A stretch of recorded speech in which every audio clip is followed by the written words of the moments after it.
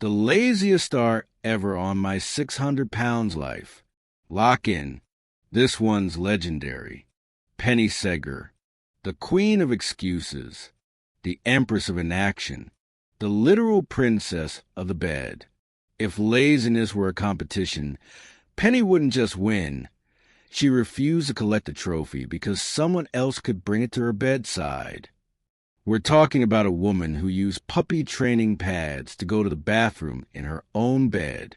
And not only did she not feel embarrassed, she had the audacity to say she was a princess when paramedics had to drag her across her kitchen like a sack of flour.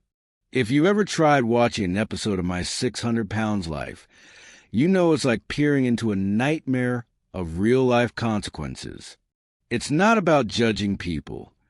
It's the reality of what unchecked food addiction can do to the human body. Some of these scenes are genuinely hard to watch. They soil themselves regularly. They lie in oversized hospital beds with adult diapers the size of tents. The smell? Probably ungodly. And the bed sores? Oh God, the bed sores. You know those open wounds from lying in the same position too long? Yeah.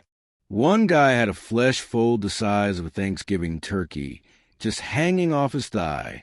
A full-blown 150 pounds fat growth that looked like it was about to sprout its own zip code.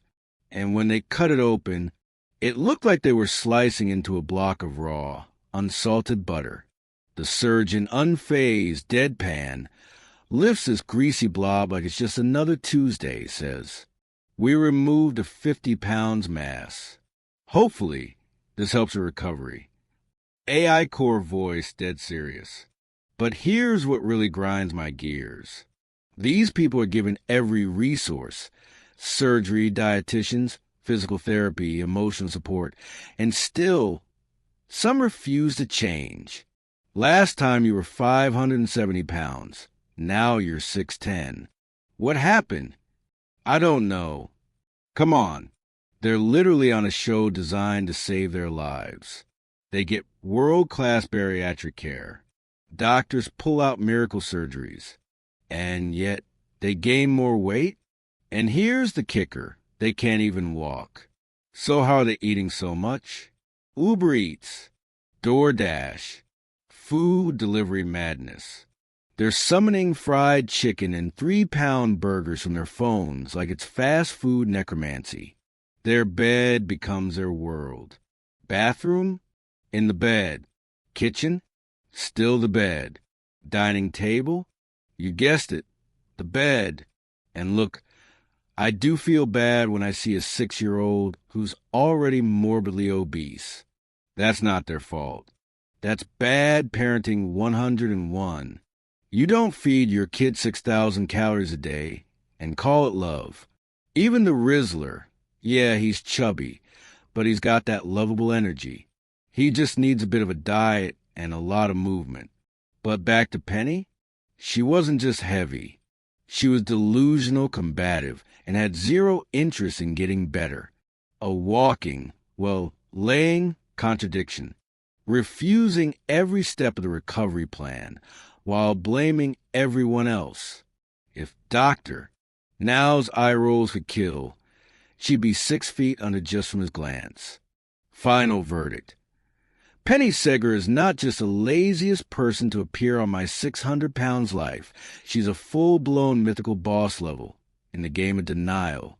And while some people truly fight to reclaim their lives on that show, others like Penny prove that even the best help in the world can't save someone who refuses to help themselves. Built to break, the burden of childhood obesity and the tragedy of enablers. I remember middle school like a faded movie reel. Awkward friendships, mystery meat lunches, and one friend whose little brother shocked me into silence. The kid was 6 years old and weighed 120 pounds. I'm not exaggerating. 6 years old. That wasn't baby fat. That was a bulking phase that started in the womb. Every Pizza Friday, while I was happily scarfing down a single slice and maybe an apple, This kid would devour 4 slices like it was a warm-up. It wasn't his fault. It never is when you're 6. His parents ordered him 4 slices. Every time, our gym teacher saw it happening and tried to fight back in his own quiet rebellion. Since the slices came pre-cut in all shapes and sizes, he'd scavenge the smallest ones possible, like he was trying to outwit the system. For slices, sure, but the tiniest, crust-heavy scraps he could find. And still, the kid was ballooning.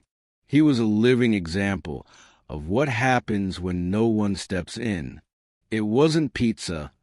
It was a pattern, enablement, neglect, and a total failure of responsibility.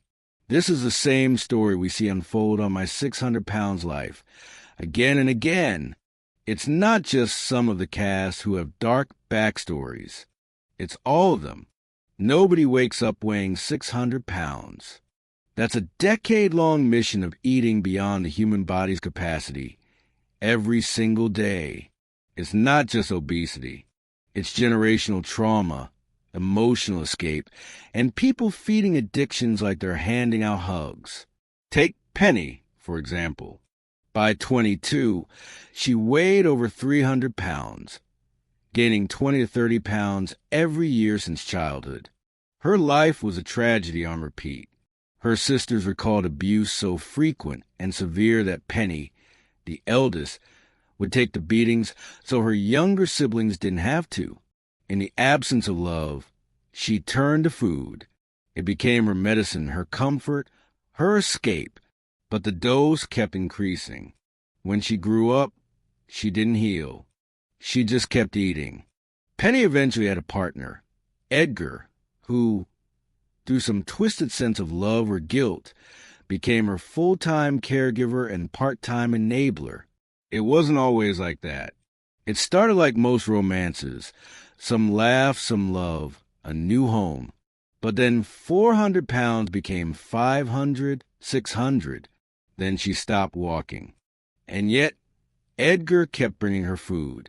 Let's talk about that. If you're a partner and the person you love is physically incapable of getting their own food because of the consequences of their choices, are you obligated to keep feeding them? If she asks for 4,000 calories of fast food for breakfast and you say no, is that cruelty or compassion? Let's be honest.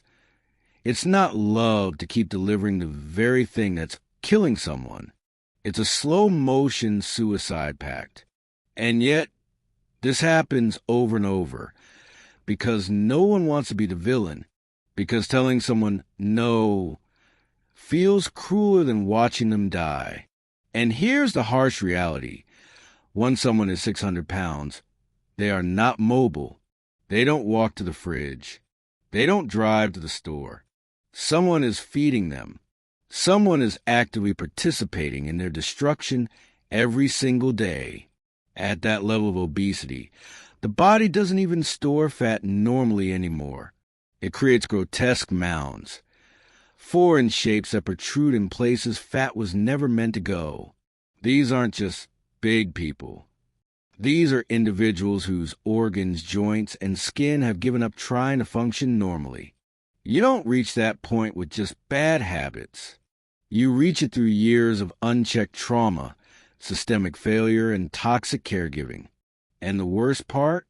They still think they're in control. That is their choice. But when you built your entire world around eating, around coping, around survival through food, can you even make choices anymore? Or are you just reacting to a pain that never left? My friend's little brother was just a kid, sure, but he was also a warning sign. A bright red flag waving in the middle of the school cafeteria while everyone looked away and said, "He's just a big eater." No, he was 6. He needed help. He needed intervention. He needed parents who said, "You don't get 4 slices," because that's how it starts and how it ends. You've seen the show.